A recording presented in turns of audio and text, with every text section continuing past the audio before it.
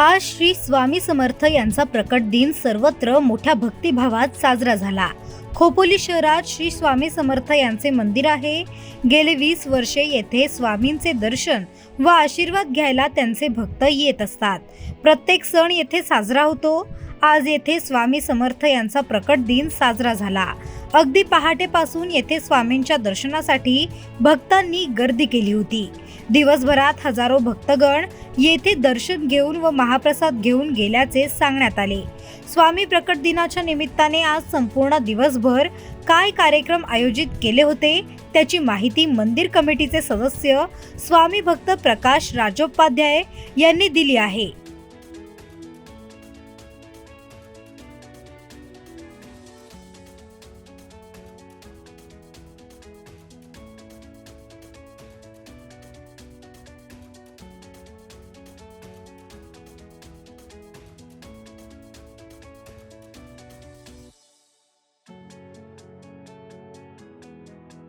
जवळजवळ आपल्या मंदिराला 20-21 वर्ष होत आली जवळ, आणि दरवर्षी छान कार्यक्रम असतात।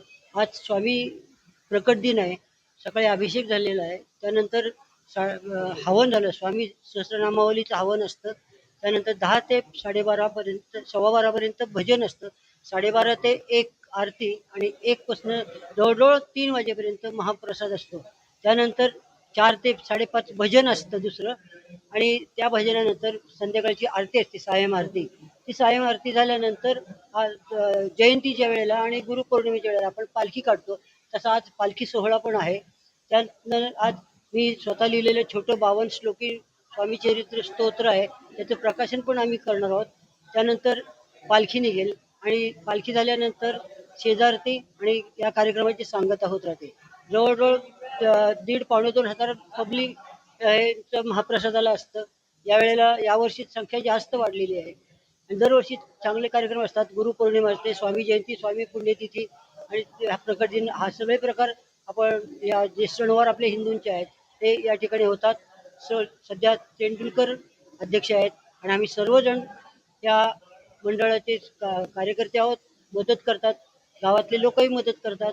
अन्नदानाला जवळजवळ पुष्कळ लोकांनी मदत केलेली असते आणि सगळ्यांचा सहभाग लोकांचा उत्कृष्ट असतो। दरवर्षी असाच कार्यक्रम आम्ही करत जाऊ। अधिकाधिक गर्दी दरवर्षी वाढत आहे। आपल्या सगळ्यांना स्वामींचा आशीर्वाद लाभो ही स्वामीचरणी प्रार्थना। धन्यवाद।